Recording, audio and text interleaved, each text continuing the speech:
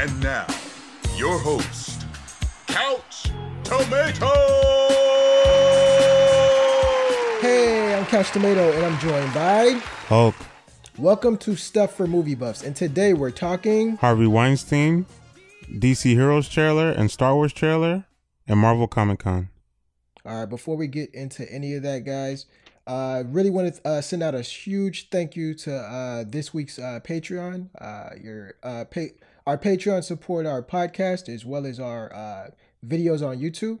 So special thanks to Blacklag, Kevin Kelly, Z Crunchy Spider, Robert Paulson, Edwin Klabouche, PMFP Gaming, Settlers of Natan, Yasmin McDonald, Desmond Diadamo, and AJ Kelsey. So huge thanks to those guys.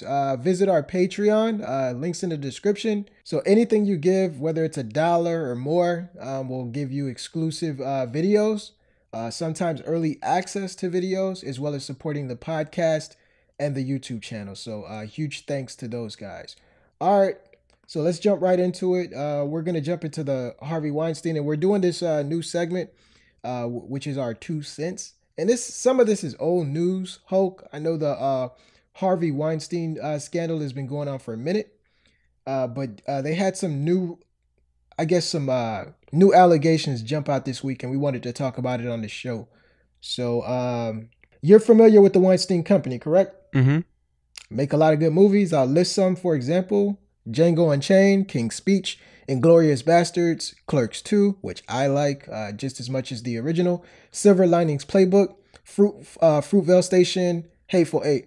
So they're one of the more popular logos that prefaces some of the movies I watched growing up. And I also like the studio's projects mainly because when I think of the Weinstein Company, I think of Quentin Tarantino movies. He's my favorite director. Yeah. So I felt a certain type of way when the allegations came out, but I wasn't surprised. Last week we talked about the Screen Junkie scandal. And for the sake of time, I left off the Weinstein scandal. I left it off the agenda, but let's talk about it. Since last week, the accusations have graduated from sexual harassment to rape. Mm-hmm. Actress Rose McGowan, former aspiring actress Lucia Evans, Italian actress Asia Argento, and an anonymous source, and the list is kind of growing as we speak. Yeah, they're coming forward in the wake of they're coming forward in the wake of recent rape claims. Hulk, give us your 2 cents about this Harvey Weinstein scandal. Yeah, it's disgusting. Like, this is gonna leave a black mark on like Hollywood, I think, because what you're starting to notice is like it's with him especially. It's like it's a pattern. It's like these men with position of power where, you know what I'm saying, they control certain aspects of a person's career, and instead of, you know, helping that person, you know what I'm saying, constructively, they're ruining their lives, you know, by sexually harassing them, you know, asking for favors. Like, it's disgusting. Like, he's ruining all these people's lives, and the list is just only growing. And it's just like, what you realize is just like a lot of people knew, and a lot of people kept it under the rug. And it's just like, after all these years, finally, you know, it's starting to come out. But it's disgusting. Like, it's a tragedy. Yeah, you said after a lot of these years, it's starting to come out. But I think you're relating the years to Harvey Weinstein's time. Yeah. However, this isn't new news. I mean, last week, so I blamed HR for dropping the ball at Defy Media. This week, not only am I blaming Harvey, but I got a finger pointed at SAG. For those of you guys who aren't familiar with the acronym SAG, it stands for Screen Actors Guild, and it's a labor union for the actors of Hollywood. Other than the NBA, Hulk, I think a lot of labor unions that exist today have an agenda and rarely do their job. I'm not pointing the finger at everybody, but I've watched Sopranos, and I've also worked in corporate, and a lot of times labor unions sometimes worsen the conditions for their members. So they're like, the job of a union is to maintain or improve working conditions of the members employed. So this includes wages, which they don't do in Hollywood because women have been complaining about Hollywood pay and they don't get fair pay. And it also includes working conditions, which SAG doesn't do a good job either, because we're finding out issues like the Weinstein rapes, right? So this stuff happens on a daily basis in Hollywood. We've all heard rumors of Illuminati in the casting couch. I plead the fifth, and I'm not really sure if the Illuminati is a real thing, but it's really not that complicated sometimes. Sometimes it's not like this secret organization. It's just men in power do some, cruel things to abuse their authority. And I think that's what we're seeing here. But like, he's not the only guy. It's the culture over there. This stuff has been happening since, I don't know, like the 50s, bro. And it's just everybody turns a blind eye to it. And Yeah. once you do that for a certain number of years, like I said, it's the culture. It's toxic. There's almost nothing that you could do about it. And yeah, a lot of these, people that were raped or sexually harassed, these stories are going to disappear in a couple of weeks. You'll notice, like, it's a trending topic now, but these stories are going to disappear just because these ladies' voices just aren't big enough. Like, you're taking on a giant, a juggernaut Yeah. that is Hollywood. And I just think, wow, you need somebody to intercede in the gap. And that's supposed to be the union. But even I think that they have an agenda to where they're not really going to mess up, the hand that feeds them, as well as risk losing their membership dues. So yeah, like that's what I'm not only blaming him, I'm blaming, it's unfair, but SAG, as well as it's not unfair, but the culture, it's just the culture in Hollywood. Like, you're better off picking another profession because I just don't see that culture changing anytime soon. Yeah, you're right. Because I remember Marilyn Monroe. She wrote in like I think one of her memoirs or something like that. Like just the extensive, like how, especially the men, like they look at women like just like a piece of meat. And there's some like women sexual harassers, but mostly it's all men. Like so. And the other way around too, because I think people take advantage of men in some cases. Yeah, for their career. Yeah, Terry Crews and James Vanderbeek both came out with stories, and it was just like, whoa, like it's just like it's happening for them as well too. Like both genders are getting affected, and yeah, it's just sad. Like it just really is sad. Like you just see, like it's a cultural problem. Like there's more Harvey Weinsteins out there. Like it's not just him. Like I'm pretty sure there's a casting director, a director, a producer. You know what I'm saying? Like someone else in position of power, abusing women. And unfortunately, like we won't even realize. That's the thing too, because I'm glad a lot of women came forward, but there's still a lot of women that haven't come forward. Not just with Weinstein, but I don't think a lot of women came forward. I think at the time of this podcast that we're recording it, there's 4 major names in this report, at least for the rape allegations. I'm not talking about sexual harassment. Yeah. But it's I think that's like a small percentage of the female, the women actually impacted. So I'm not even going to say a lot of women came forward, because I think not just this company, but I believe that it's happening at every company in Hollywood. I.e., Amazon Studios chief was just suspended, and now they're tied to the scandal, because I know one of the ladies said that Jeff Bezos was notified of this. So I don't know if it was him directly, but his chief was just suspended, and an investigation is ongoing. Yeah. So I know me and you always said that Amazon Prime was second to Netflix when it came to streaming. But it was only a matter of time before they surpassed them because, just because of their resources with Jeff Bezos, richest man alive right now.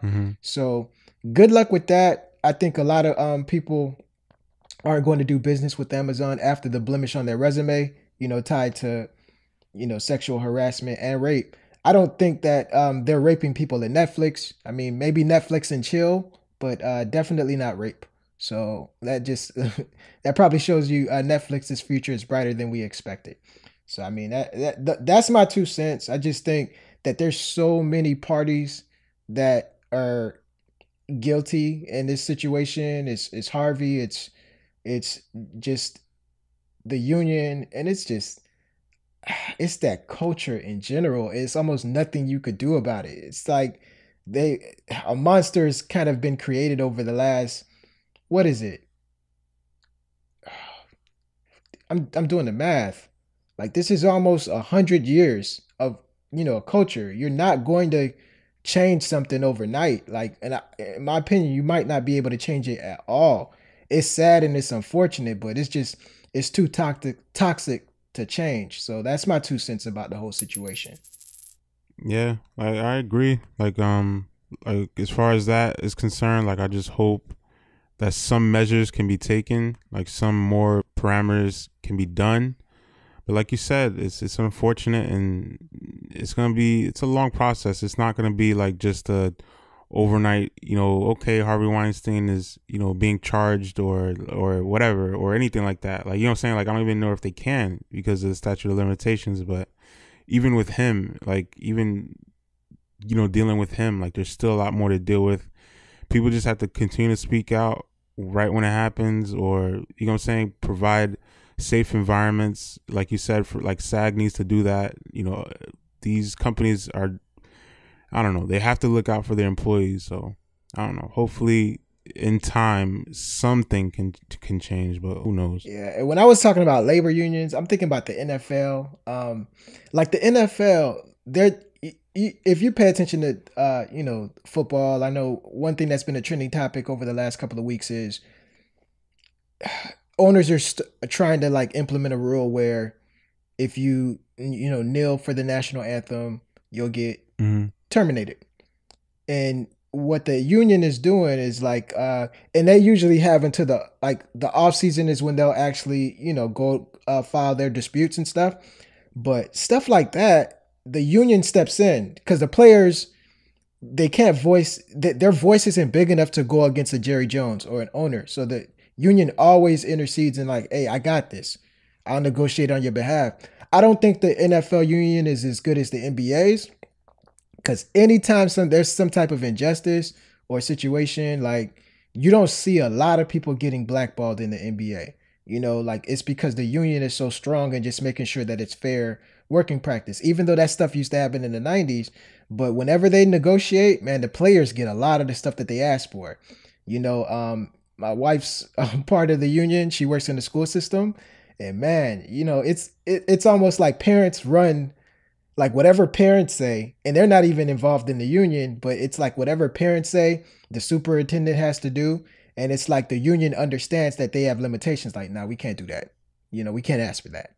Nah, we can't do that. Nah, of course not. We can't do that. So it's a different environment there too.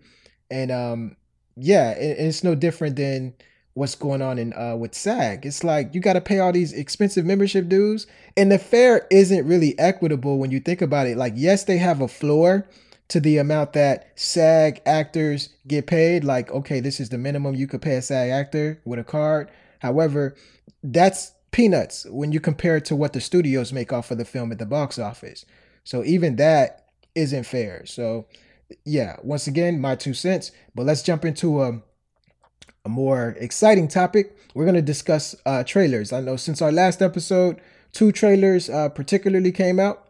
So let's talk about the better one first. Let's talk about Star Wars, and then we'll move on to DC's trailer for Justice League. Mm-hmm. So Star Wars came out this week, Hope. Great. Loved it. Your thoughts? I had to watch it like maybe 10 times after the first one, like after watching it for the first time, and it's amazing. Like I loved it. It got me more hyped. I like the things that they're hinting at, even though I don't believe them. But I got an idea of what they're gonna try to do. But like I said, at the same time, like I loved it. Like I was just enthralled with everything: the action sequences, the voiceovers, the music, just the whole feel of it. Like they did a great job with this trailer. So like I'm hyped. I can't wait for Christmas. Like, so I thought the trailer was great too. I didn't watch it 10 times. Actually, I'm surprised. Like Star Wars trailers don't get as much views as I think they should get, but also their videos are copied so much that the official trailer was technically on like 100 different channels. So maybe if you add them up, but yeah, exactly. And plus they freaking I didn't watch this on the internet. I watched this on live television when I was watching ESPN. Yeah, the Monday Night Football. No, this was after Monday Night Football. This was like on Sports Center. Scott Van Pelt was just like, just in case if you guys didn't miss the trailer that we showed during the game, here's it right now, and I was just like, "What?" But and then, like, what I that's just paused about. it and just kept what that's about. rewatching it. What is that about? Yeah, marketing, Disney, same company. Exactly. Come on, man. Like Monday Night Football. Because I'm thinking if you really want to show a trailer, show it Sunday night. But it's like, okay, never mind. ESPN, Yeah, Disney owned. target demographic. Come on, men. man. Not no target demographic. Is we own the company. Like help our ratings. And ESPN has been struggling with ratings over the last year or so. So years. yeah, exactly. So I like the fact, but I do like the fact that they're so confident in their stuff that they didn't release like a whole ton of trailers until like weeks before the movie's released. Like this movie's right around the corner, so they know it's going to break records, and there's no need to like spend so much money on advertising, which is why they're keeping most of their advertising in house. But my biggest worry, Force Awakens, a movie I love the film. A lot of people have problems with it, but Force Awakens is Star Wars, Episode 7, right? Mm-hmm. A lot of people consider it Star Wars: A New Hope Part 2. So I'm not sure if this is Star Wars Episode 8 or Star Wars Star Wars: The Empire Strikes Back Part 2. So the trilogy is going to, like, a lot of people feared after Force Awakens that the trilogy would just rehash the original trilogy. So basically Episode 7 mirrors Episode 4, Episode 8 mirrors Episode 5, and Episode 9 will mirror Episode 6. Yeah, I'm worried that may be the case. So I know one thing that, and I think that this trailer actually confirms it, but Luke says this is not going to go the way you think. And, he's a liar. This is going to go exactly the way we think. Skywalkers are the biggest liars of that universe, to be honest. So don't trust them. You can't. So a couple of things that I want to bring out, just some similarities that I predict will happen in the film. Like, we're going to get that AT Walker battle, just like the Hoth battle in Episode 5. And you see, hints of that in the trailer. Mm-hmm. And we're going to find out Rey's father, just like we found out Luke's father in Episode 5. Rey's going to train with Luke, just like Luke trained with Yoda in Episode 5. Luke is going to quit the training, just like he quit the training in Episode 5. So that's what the trailer shows us. I think there'll be more similarities, but just that in itself is like, okay, it's going to be Episode 5. So I would say from this trailer, I think they're going to try to, manipulate us. And you picked up on it. You're like, hey, they're hinting at some stuff, but I don't think that's going to happen. No. So if you're cool with it, let's give some predictions on stuff that you think will happen in this new Star Wars film. With the Kylo Ren, like, they're hinting at him, being conflicted and possibly going into the light. Yeah. I don't see that happening with Episode 8. I think he's going to come close to it, but I think, in the end, he's going to realize, like, no, I'm supposed to be part of the dark side. You know what I'm saying? Like, I killed my pops for a reason. Like, I'm going to stay, where I'm at. Like, I think he's going to come close, but I think not in this episode. I think eventually he will, maybe at the end of this trilogy or what they're trying to do, but not with this episode. And I also think Luke might also be conflicted with something. Like, I wouldn't be surprised if he has some dark moments. He's too old to be going to the dark side, dude. It's too. That's like a midlife crisis. You talking about? No. No, but I think there's something weird about that Last Jedi title. You know what I'm saying? Like, I don't know. No, Luke is weird. Like, Luke's one of the biggest quitters I've ever seen. Like, he quits a lot. You got to remember, he never finished his training, bro. Like, he quit twice on Yoda. He like, look, man, I got to go. I'll come back. Look, I'm coming back. I promise. I'll be right back, dude. So it's like, I think that's what's going to happen. Like, my opinion. So when Rey, when she's looking, when she says, I'm looking for someone to show me my place in all of this. Yeah. And it cuts to Kylo Ren reaching out his hand. Yeah. I think they just edited the trailer that way. But I think Rey is actually probably talking to Snoke. Mm-hmm. And I think she's going to the dark side. Like, you really think they're going to do that? I don't know. Like, I'll tell you why. Because this is the next thing I think. I think when Kylo Ren is holding out his hand, I think he's probably reaching out either to Luke or he's reaching out to his mother. I think Luke's going to be like, if they switch it up and they make Luke, so if he's reaching out his hand to Luke, that would make Luke his master, and Rey would be the new apprentice for Snoke. And the series will focus on Rey's redemption, right? So now you're bringing two people from the dark side back into the light. If they do that, the main hero would still be a Skywalker, and the main antagonist would still be a Skywalker, just like the original trilogy. So depending on who's obviously that depends on who Rey's father is. Yeah. But hopefully she's a Skywalker. So it would be just like 4 through 6, but it's like, even though some of the elements are similar to the original trilogy, it's a fresh take to where it's like, oh no, forget about coming from the darkness to the light. You start off in the light and then you go to the darkness and you come back. I think that's like an arc that I would like to see. So, bro, like Rey just got too much stuff she dealing with. Like, why wouldn't she go to the dark side? With Luke grew up with people who loved him. You got to remember that. And he always flirted with the idea of going to the dark side. So Rey, she's feeling abandoned. I don't know what happened during her training, but it does look like from the trailer that Luke quits. He's like, nah, forget this. Yeah. I done dealt with this before. I'm leaving you. And a lot of people think Luke's her father. Let's say that Luke was the one that abandoned her. Oh, you abandoned me twice? Like, you can't even train me? Oh, man. Like, so your lightsaber calls out to me and you don't even want to train me. Like, I'm getting abandoned twice. Like, what's wrong with me? That's going to cause depression. That's going to cause you to give into your emotions. Like, all the elements that cause you to walk to the dark side.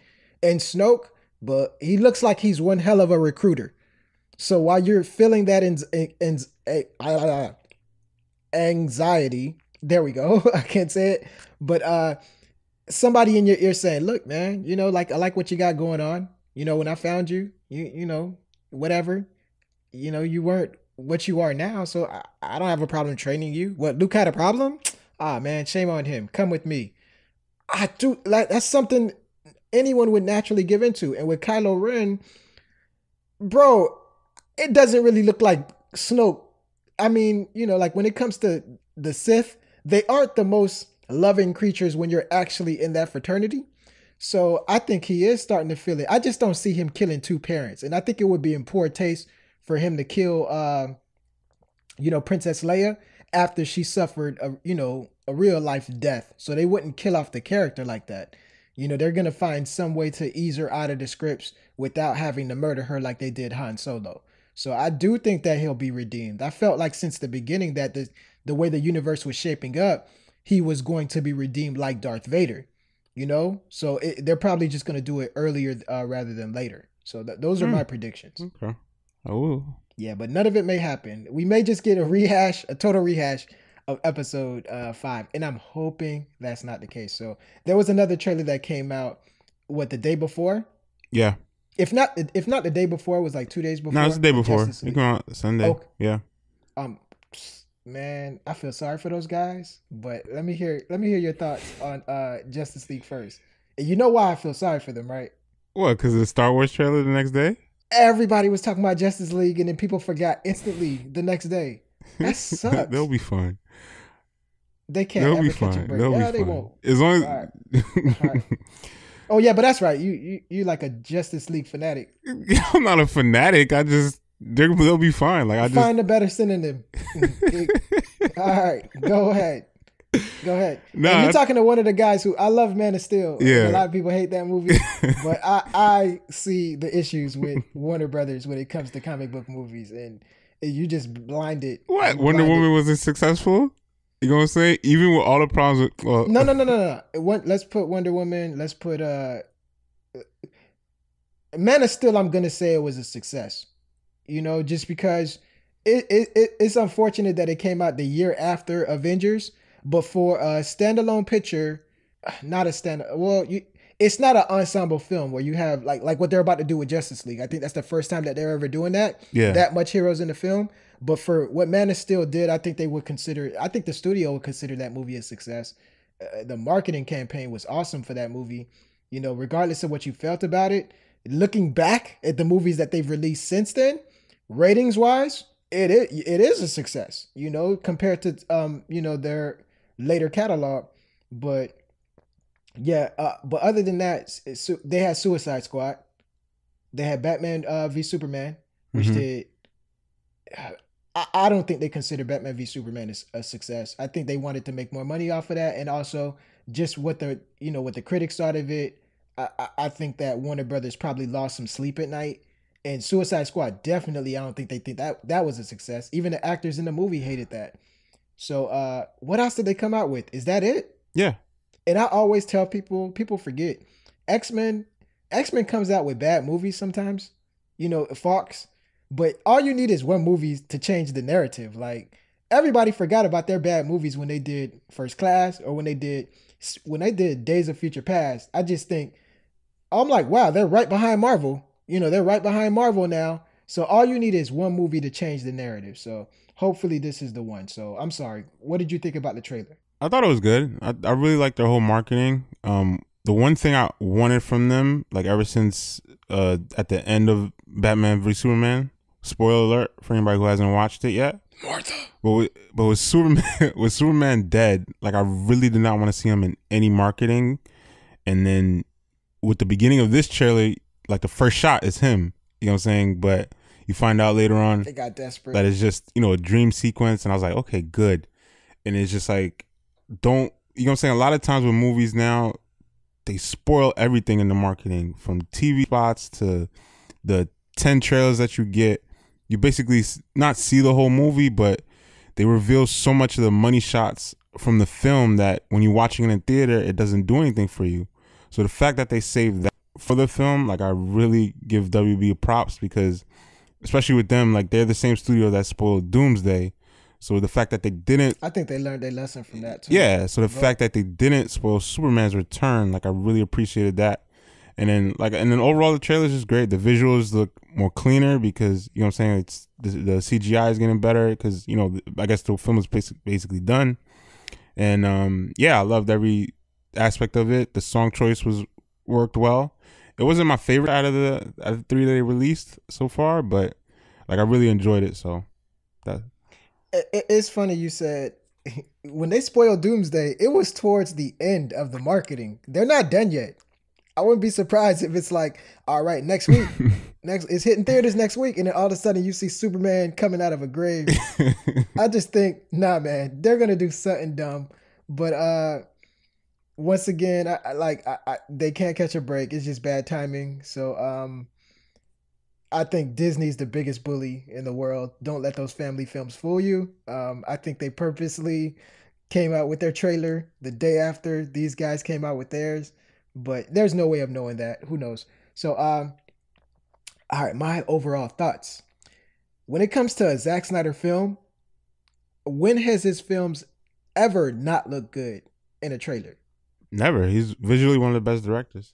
Yep, visually. And I'm not drinking the Kool-Aid anymore. Like, I'm just like you. I think there's room for different studios to have great comic book movies. Like, when you look at action movies, like, you see John Wick and you see, I can't think of another good action movie right now. I don't know.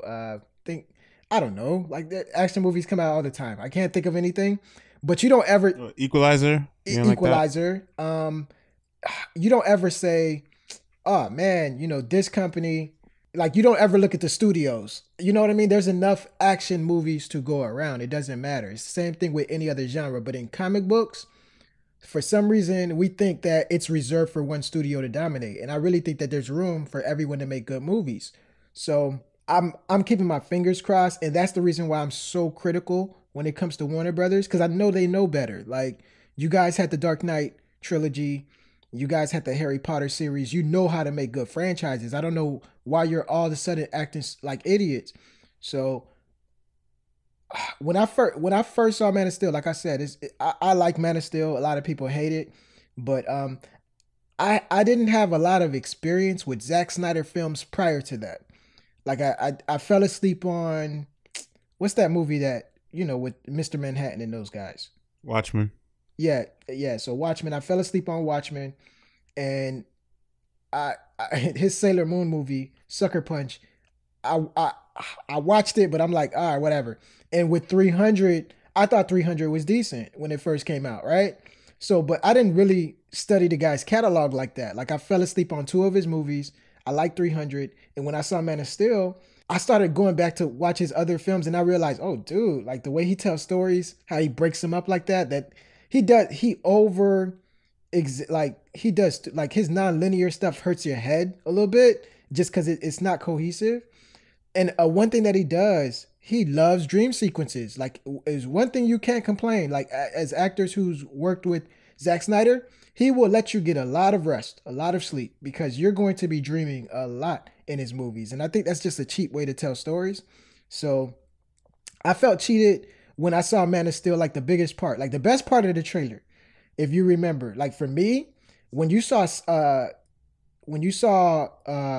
Clark sinking into the skulls, I thought that was really going to happen. I'm like, oh, what's happening? Is Zod destroyed like some of the world, or has Clark found a way to get back to Krypton and all he's finding is like, you know, like graves of his former people? What's going on? And then when you find out, it's a dream sequence. Same thing with Batman v Superman. Some of the best scenes in that trailer, you know, Clark's going ham and he's like killing people with his X-ray vision. I mean, his heat ray vision. And then you're seeing kind of an attack by Darkseid's henchmen. And you're like, oh, what? They're doing this in this movie? You watch the movie, dream sequence. So in this trailer, it's a couple of scenes that I'm like predicting. I'm like, yeah, that looks good, but she's dreaming. He's dreaming. Like, it starts off and it tells you off rip, Lois is obviously dreaming, right? Yeah. And then you hear Bruce's narration, said, I had a dream that the world was that it was the end of the world. So some of those scenes in the trailer, I'm like, yeah, but that's not gonna happen. That part's not happening. That part's not happening. So are they, you know, like? But that's part of what's happening. You know what I'm saying? Like, this is dealing with prophecy. You know what I'm saying? Like it's playing off of, you know, the Book of Revelations with, you know, angels fighting demons. You know what I'm saying? End of the world type stuff. So I think Bruce, if you notice that in Batman v Superman, you don't know if it was a dream or a vision. Same with the Book of Revelation. It's like the prophet is just like whatever he's seeing. How long it take you to read the Book of Revelations? To this day, like I still struggle with that book. But I'm like, no, you could get through it in a week if you really try. Yeah, but it's like, but understanding it is still, that's another point. Clark's been dreaming since Batman v Superman. And in the trailer, but that's the point. He's a prophet. Like, he's playing like the role of a prophet. Like, he's having these visions. Like, he's struggling. Fanatic. All right, there we go. Sure, you're cool with dream sequences. I just think it's fine. Like, no, you know what? Let me stop that, because Avengers does that a lot too, and people be hating on that. Like, yeah, what you guys still getting brainwashed for? Like, I have a problem with that. Like, you have this universe. A lot of stuff could happen. It's okay to kill people. You know, like, I just think in the comics, the way destruction happens, it's like we need to see those events play out. But it will. It will. Like, it's same thing. Same thing with like the Avengers. Like, when Avengers, especially in the Age of Ultron, like, it had a lot of sequences like that. Because I was going to bring up Age of Ultron, and I'll bring up the Avengers 2012, and I'll tell you my issue with this trailer. It never feels like an Avengers movie that the world is in peril. It feels like a neighborhood is in peril. You know what I mean? Like, it's like, ah, man, they're about to destroy downtown New York again. Everybody pack your bags and head to Jersey. You know, this movie, it doesn't feel like the world is in peril. It just feels like Metropolis is in danger. Like, even you see it even with that bubble. I just think it's going to be a small section of Metropolis that's in danger, and everybody else. But that's okay, because I don't want. No, that's not. Because I want that to come with Darkseid. You know what I'm saying? Like, I don't want to lose. But Darkseid is only. That's what I'm telling you. Darkseid is only invading Metropolis. No, people in Florida are fine. No, but that's the point. It's just like, okay, with Avengers 1, like, I don't want it to be like, you know what I'm saying? I like the way they did it, because I didn't want it to be that big an event. Like, just give me low key in New York. With this one, I don't mind if it's just Steppenwolf in Metropolis. But when Thanos comes, like, I want it to be like a global, intergalactic event. Same thing with Darkseid. When Darkseid finally shows up. But have you ever seen that in any comic book movie? No, but it's never been. No, but there's never been an Avengers Infinity War. There's never been a Justice League Part 2 or 3. We'll see how Infinity that war is. We'll see. You know what I'm saying? Like, that's what it's going to be in New York. It has to be bigger. Like, if you tell me that Infinity War is just in New York, or just like little parts in certain planets, but that's it. Nah, I'm gonna be pissed off. Get ready to be pissed, because I'm telling you that's the same thing that happens in this movie too. But whatever. Like overall, if we're judging the trailer, I think Zack Snyder always makes good trailer. I was excited to see this movie prior to this trailer being released, and I'm still excited to see it now. Like, I'm keeping my fingers crossed, but I think this is their only shot to like close in on Marvel in this DC versus Marvel thing they got going on. If they miss this opportunity, it's a wrap. I don't really see anybody holding hope like you are.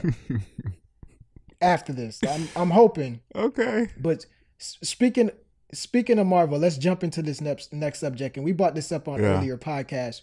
So Kevin Feige spoke out this week, and he wants Marvel to have its own Comic-Con. Mm-hmm. Good idea, bad idea?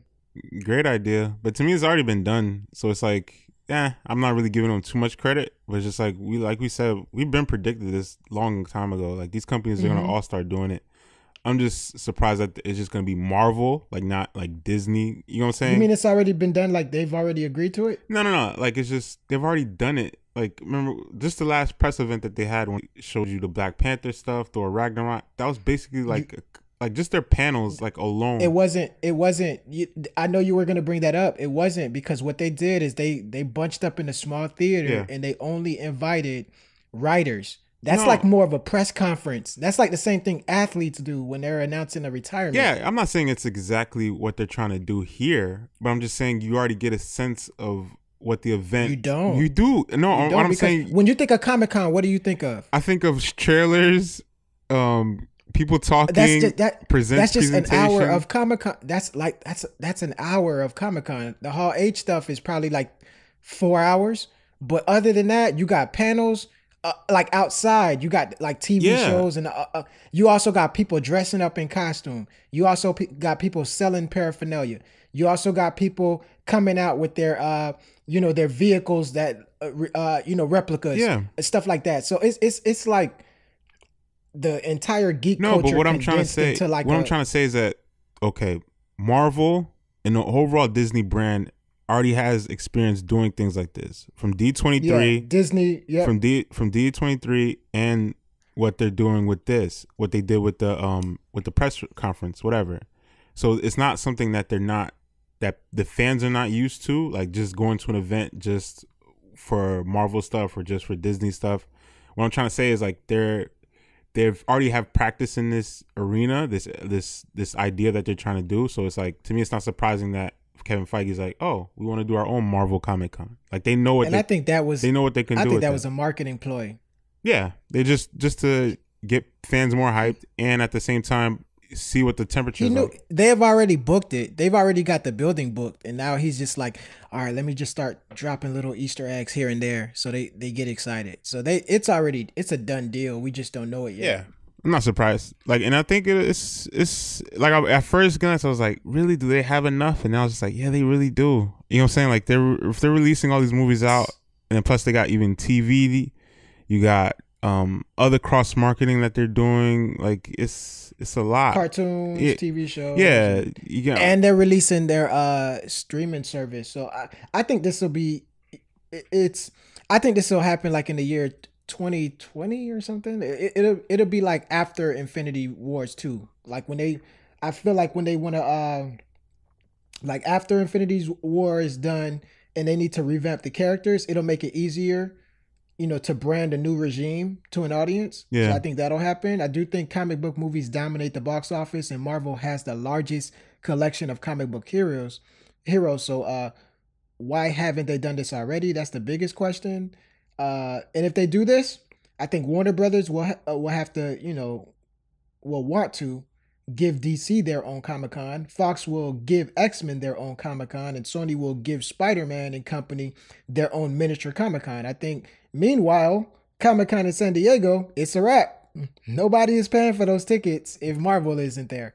Nope. And I think that's going to happen. They're like, Comic-Con is going to leave San Diego just like the Chargers did. Yeah, I see that. Like, they're gonna have to do something, but I don't. It's to me, it's the beginning of the end. Like, you just already could see it. like year by That's year. what I told you. You try to buy tickets, and I was like, Hope, it's not the right time to buy tickets because a lot of people aren't showing up anymore. Like you're not gonna see Fox, release anything about X-Men. You're not gonna get your money's worth. Ticket prices went up, but the catalog's gotten worse. So like I saw it coming from a mile. Yeah. I just hope that they have that. But there's still enough there. Like there's still enough studios. There's still enough properties where they're gonna still use it. But like you said, just like the big companies, like they're not going. Like it's big business. Like you could look at that as a whole revenue bringing experience if you do it the right way. Yeah. So I hope they have it in Florida. With me being having some type of bias. I just hope they have it in Florida, man. Yeah. But that's just me. So all in all, guys, it's about that time. I want to thank you guys for joining us. If you like what you heard, make sure to subscribe to us on Apple Podcasts or wherever you go for your podcast. Also, if you like what you heard, support the show by visiting our Patreon and become a sponsor of the podcast as well as the YouTube channel. You can also support the show by giving us a rating and review on Apple Podcasts, guys. It would really mean a lot. Join us next week and check out the show notes on where to find us weekly. It's Couch Tomato Films on YouTube, Facebook, and Instagram, and Couch Tomato Film on Twitter. Other than that, peace.